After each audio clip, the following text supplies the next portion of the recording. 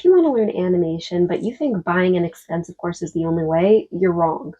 Because I went to college to get a degree in animation, but I learned most of my skills outside of my classes at home in my bedroom. And in this video, I will give you the skills and resources that you need to level up your animations without paying thousands of dollars. This video is going to be broken down into what I wish I learned in college from a freshman to a senior, or as a beginner to an expert. And if you are doing this at home, you obviously have the insane amount of passion for animation or such curiosity about it that you are going to develop skills faster, you are going to be more motivated, and you are going to just absolutely excel at everything. So let's jump into the 3 sections that I will be talking about what I would want to learn at every single stage. Each of the 3 sections that I'll be talking about, beginner, intermediate, and expert, or freshman, middle years, and senior, each of these sections will have what I would have focused on in that stage. And just like in college, I will be giving you resources for what books, videos,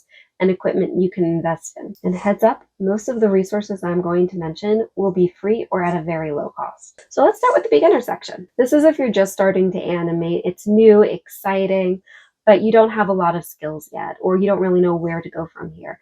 This is that place where you figure it out and you also understand, is this something you really want to do? But you're here, so of course you do. So where do you start? I really want to start by giving you your first free resource, your first free video to watch. This video is on YouTube, and I had to watch it in 3 different motion design classes. If you don't know what motion design is, think of it as an animation class. So what is this video that you absolutely should watch if you are just starting out? It is the 12 Principles of Animation by Alan Becker Tutorials, and I will put a link in the description below if you want to check it out. The reason why this video is so important is because it goes over the 12 principles of animation. This will show you how to do traditional animation, 2D animation, 3D animation. These principles apply to every single animation medium out there, whichever direction you decide you want to go. But it is essential that you practice it, you master it, you understand it inside and out. And the way you do this actually brings me to my next set of what I would be using at this stage for my equipment, because everybody is going to ask the question of, what should you be using? What equipment do you need as a beginner animator in this beginner stage when you are a freshman? My personal opinion is you don't need a lot. You can use pen and paper. My personal favorite when I was doing animations by hand, just when I was starting out, I would use sticky notes, because this way I could create my own flip book, quickly flip through the animations and see if what I was doing was working or if it wasn't. You can use a tablet, and if you have a tablet already, buying a couple of drawing programs with some animation abilities isn't that expensive. I'll get to that later when we're in our intermediate stage or middle years, because that is something down the line. Right now, you're just focusing on getting started, the 12 principles of animation, the equipment you're using, and now you have to figure out, what skills are you developing? There are a lot of skills to develop in this stage. And the reason why I say there's a lot of them is because you haven't done this before. And while you are probably creative and maybe you've drawn, maybe you've experimented in different animation programs, maybe you've done storytelling, and all of these do combine together to make your animation. But there's a lot of other skills that you don't know about that go into animation. And those are the skills that you want to focus on. I have my personal top 3, but there is a whole list that we can go into. In fact, I will quickly go through it, but if you don't want to hear me list the whole list and you just want to download a PDF of that, you can go ahead and go and use the link in the description to get the PDF of the skills that you should focus on as a beginner, and you can just skip to the timestamp that I've marked. But for everybody who's staying, here are the 3 sections of skills, and we will list the skills underneath. 3 sections of skills. You've got your animation skills, your drawing skills, and your others. I didn't have a better title for that. In the animation skills category, obviously, you're going to want to practice those 12 principles of animation. The other skill that you'll want to focus on is observation, so you can start seeing how things move around you. So the third one is you're going to want to actually look into film and what kind of angles are being used. Now for the drawing skills section, you're going to want to focus on composition, angles, volume, basic shapes, strong poses, strong silhouettes, anatomy, color theory. Like I said, there's a whole list.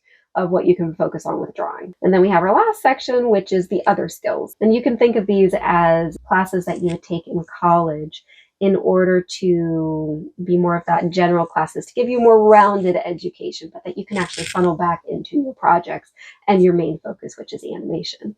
These skills would be psychology, storytelling, and communication. But like I said, this is a lot of skills, so not to get into everything right now.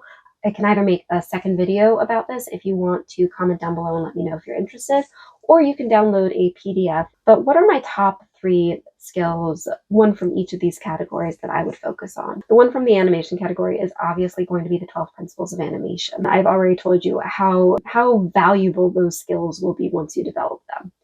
The one from the drawing, I would focus on basic shapes.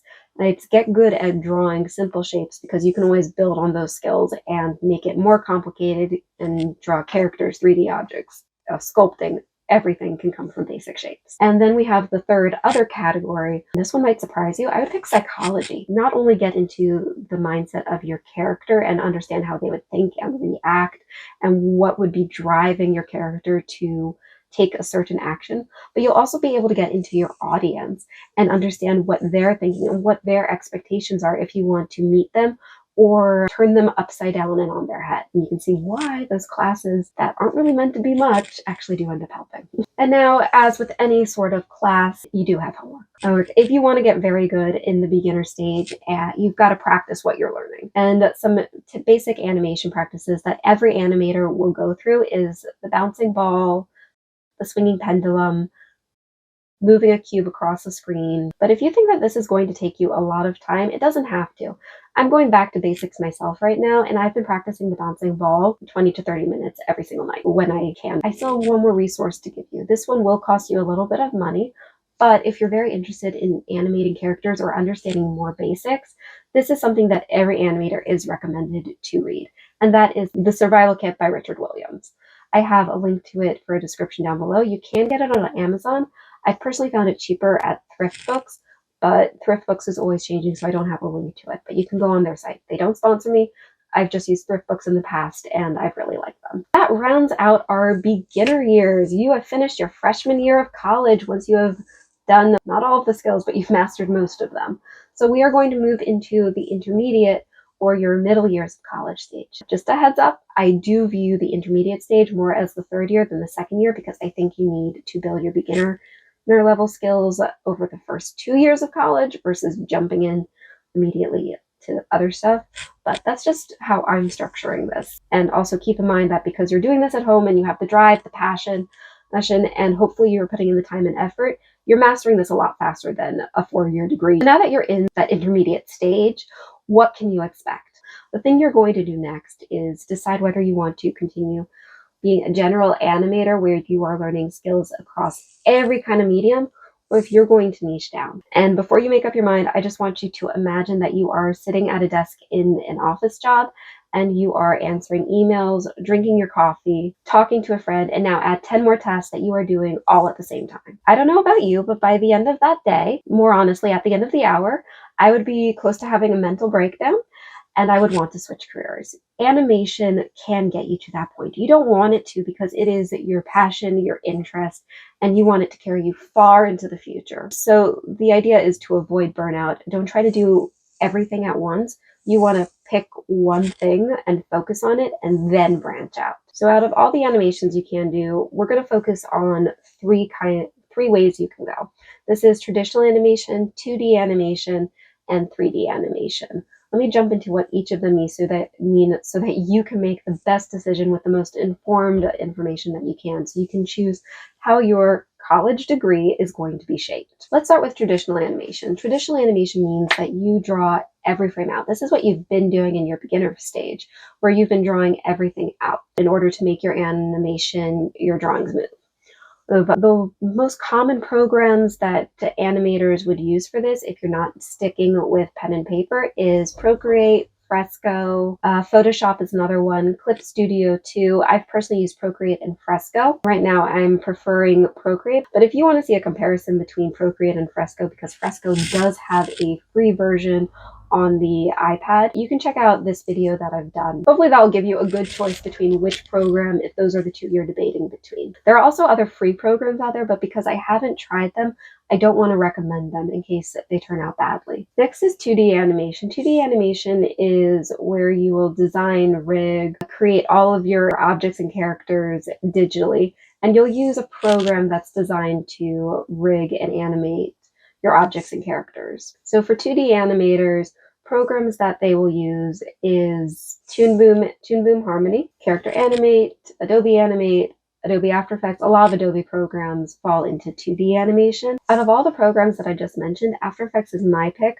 and I've been able to do some really nice character animations with a few plugins. Because I'm also very much started my career on this, I've almost like locked myself into one program, because once you start developing your skills, you do tend to pick one program that you become the best in that you can be. Finally, we have 3D animation, which is the same with 2D, except you're going to be using a few different skills, and it's definitely one of the more complicated animation paths to go. You have to learn a lot more digital skills to make it work. But even though it has the steepest learning curve, it can be very rewarding. There are also a ton of tutorials online with any of these, which I will get into. But let me first list out the programs that you can use if you are trying to learn 3D in your college. The programs are Cinema 4D, Maya, and Blender. And guess what? I can actually give you free programs for 3D because that's what I started trying to do. I started trying to learn 3D before deciding that I wanted to do 2D animation. So I did not have money to pay for Cinema 4D. I did not have money to pay for Maya. Yeah, the full version anyway.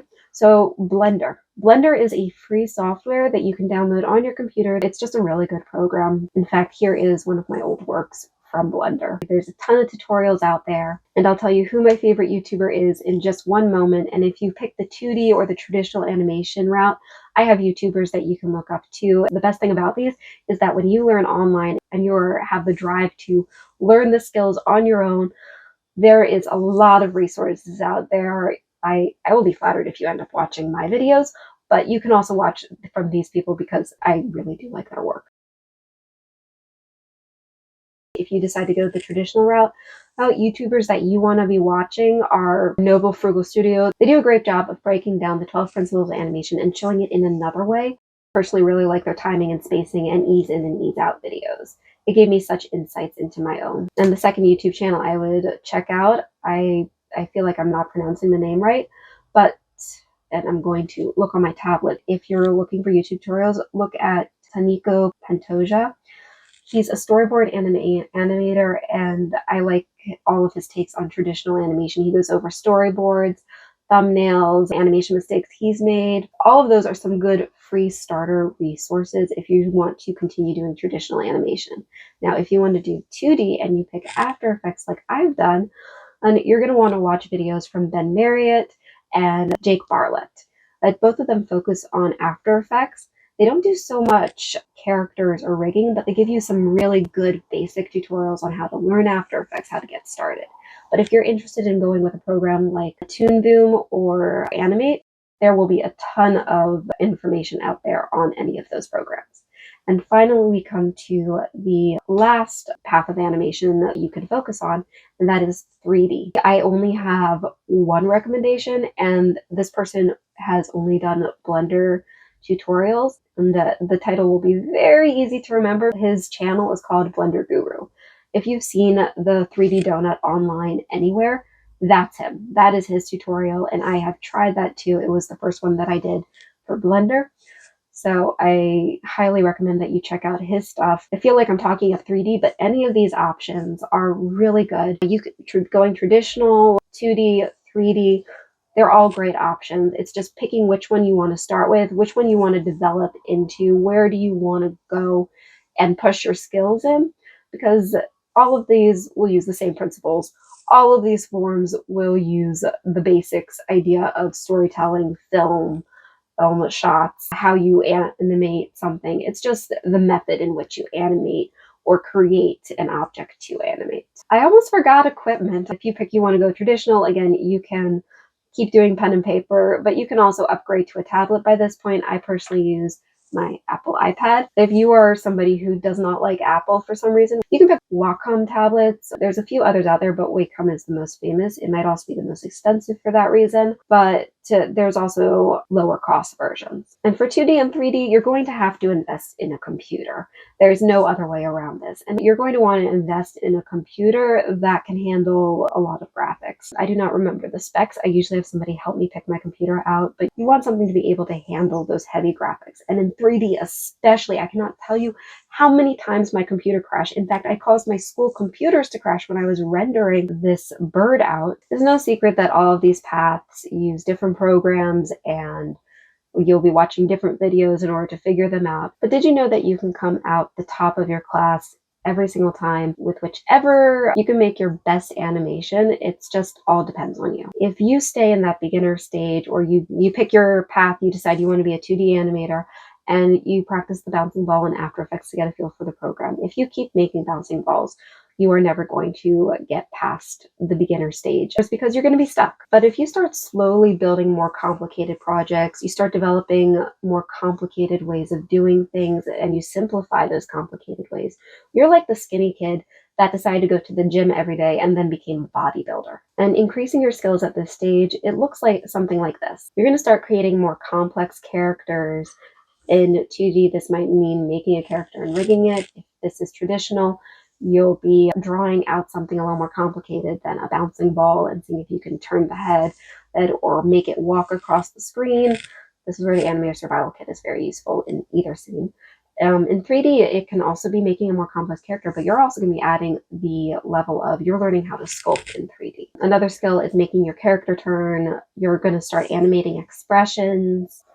Animate one character doing one action in one scene. Don't try to overcomplicate and bite off more than you can chew. Remember, the idea is to build your skills slowly and keep on building them. And just a heads up, you don't even have to do characters. You can try doing this with objects or anything else that interests you. I do wish that I could give you more direction in this stage in with which projects you can use to develop your skills. But if you want to avoid the creator's biggest downfall, which is having too much freedom and too many projects floating around, just write down the 3 projects you want to accomplish in this stage. Remember, don't try to overcomplicate it. Just write down the 3 projects you want to tackle.